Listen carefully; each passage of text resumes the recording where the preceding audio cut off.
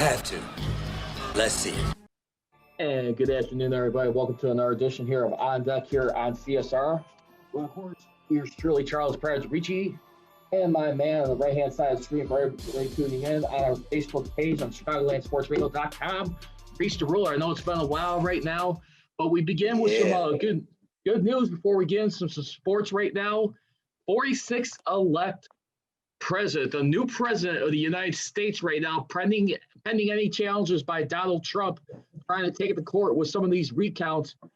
Joe Biden becomes the 46th president of the United States, and also further shout out to the first ever, that's right, first ever female vice president, not first lady, female vice president, Kamala Harris right there, making history in a lot of ways right now. And we're in the transitions of baseball in just a second, but real quickly, Reese, I know it's been a pretty important topic throughout the week. It almost seems like it's been long since election night. What are your thoughts right now after hearing those results? Guess who America voted for one, and we got to see these 4 years if you're gonna do the job. Everybody said that.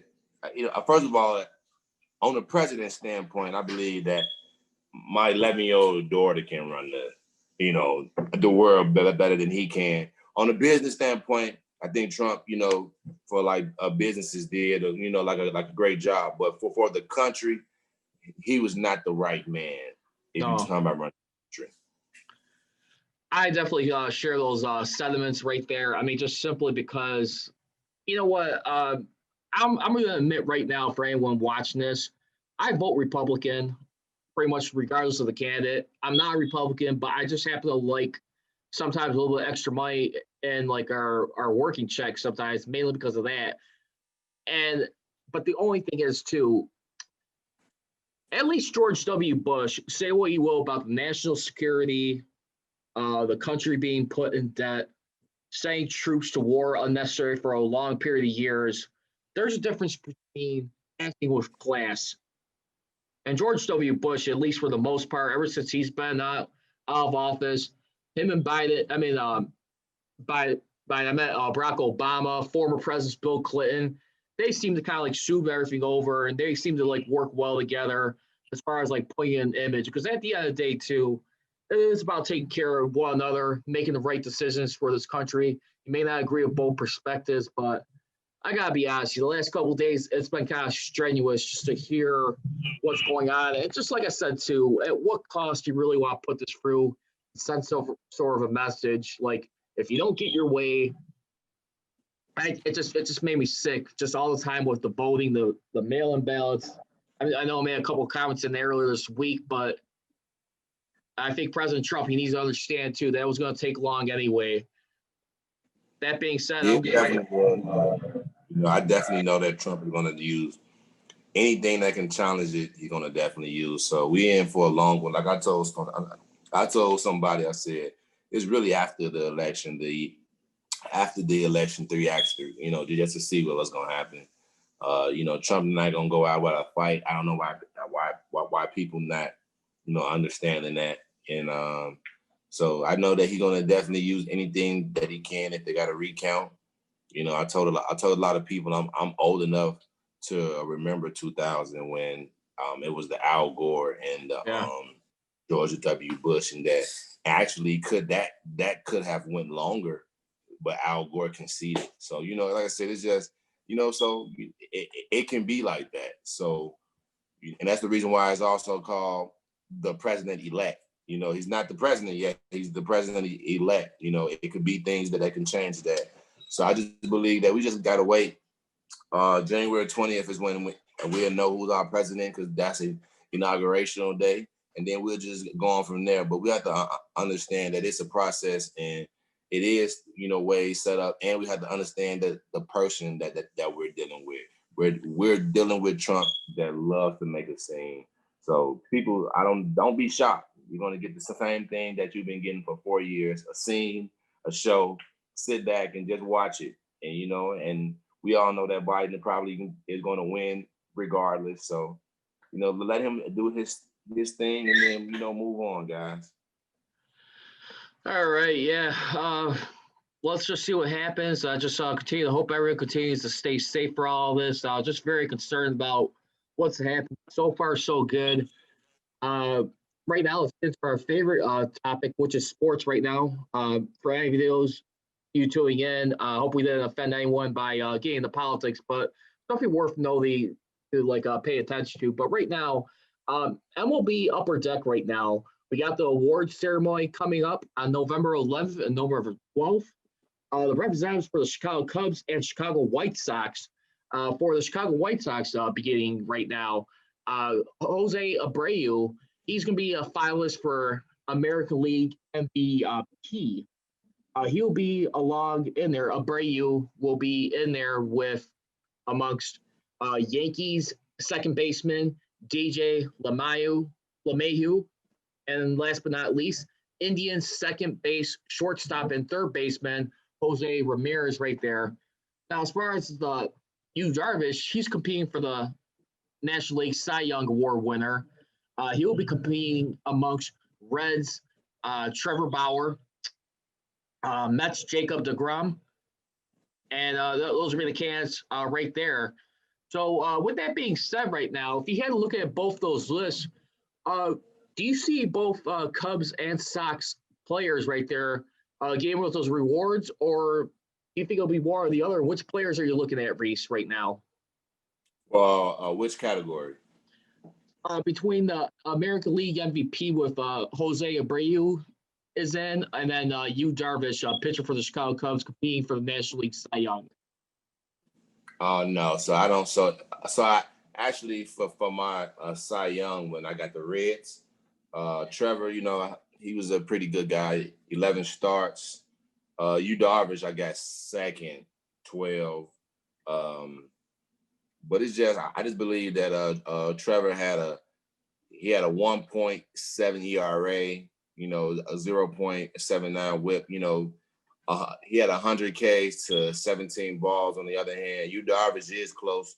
One more started pitch, 3 more innings, 8-3 record, 2.02 ERA with a 96 with a .96 WHIP with a 93 K to 14. So I can see Darvish probably making more of an upset. But now, come on, now we know in the American League, it's only one pitcher, and that was that guy from Cleveland. I think Shane.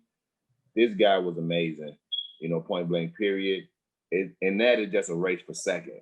So, what I'm saying? Like with that, I think that he was the best pitcher, period, all season long. So if anybody was to win out of the pitching, maybe Darvish can sneak in, but the AL is on lock.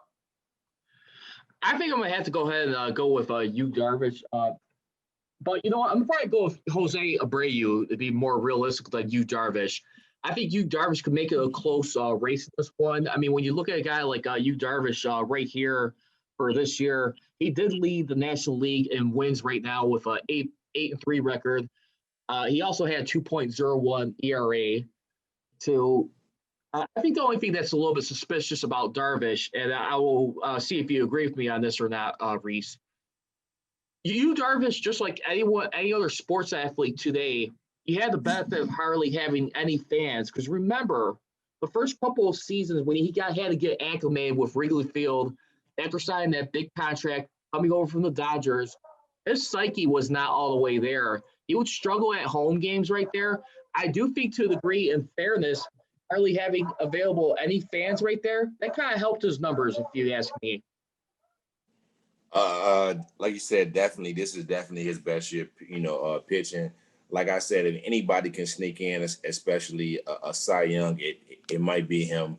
I guess without the added noise, heckling and everything, maybe he was able to get until his pitch is better, location. This is the best we've seen him, like you said, since we had him. But I had to also go with you with Jose Abreu, of course. In the AL MVP, I really do think that he takes that hands down. The only person that they can really come behind him is Jose Ramirez. Other than that, I see the White Sox actually taking that, which is promising. The way they did winning the MVP, you got to understand, guys. This is Chicago. when you do things like that, when you look at how Chris Bryant came in Rookie of the Year, next year MVP, the Cubs immediately expected more out these guys. So I'm just letting y'all know, when you got Rookies of the Year pitchers, MVP Sox next season, these fans on the South Side are going to want you to play MVP level baseball. I think the only thing you can say about Jose Abreu, where he'll probably have the slight edge over Darvish, is just mainly how the White Sox were hitting for home runs this year. I mean, they're a power hitting team. They're a lethal offense that we haven't seen in a long time right there. And Jose Abreu, he's been around the block for quite some time with this team right now, especially at the age of 33. And you look at his numbers right here, too, especially with Abreu, his right now, other than that, when we look at everything aside from that, I mean, he was. He's going to take the edge. He got 2 more home runs, but not even that. He was batting better. He had a 307 to Ramirez to a 292. You know, and then when you also look at, he had 60 RBIs to Ramirez, only 46. So he definitely hit a tad bit better. So I'm just going to take it. And you said the home run ball. The power, that the Sox were showing, that's the only reason why I can give him the almost guaranteed edge that he should bring that hardware home. Yeah, and then I can also think you'd also make a case too. I mean, with Jose Abreu, who's also 4th in the league in slugging percentage, 617 right there. I mean, the Sox, they've been knocking on the door for quite a while now. I mean, ever since this rebuild, they are technically a year faster than what the Cubs did when they were rebuilding. Unfortunately, it did ended up losing to the Athletics just recently, so their season came to a halting screech. But I mean, you got a lot of poise, you got a lot of promise right there. I'll probably say it's going to be more Abreu than I would see Darvish coming up, but we'll take a look at that. Also, too, 14. I'm sorry. No, I was just going to say the 2014 Cubs, it's the same exact way. Show promise, got these guys in there, went. Lost in the first round, came next year. Like I say, it's all about the momentum. If the Sox if they are able to carry this momentum to the playoff again, maybe they make it a little further. Remember, this is a young core group, so every year is experience. Like I keep saying, the Cubs did it. They went young and they was winning with like Chris Bryant, Rizzo. I'm sorry, who was the shortstop that everybody loved? Baez. These players was in their 2nd, 3rd year in the league, but you remember them first 2 years that they getting bounced out the first round, with these good records. So I just believe that the Sox have to maintain this momentum, and they can see some progression, next year. Even though they lost in round 1, I believe that this was very good to say, hey, we haven't been there in a while, but now we know that we can get there and that we are good enough to compete because we got the MVP.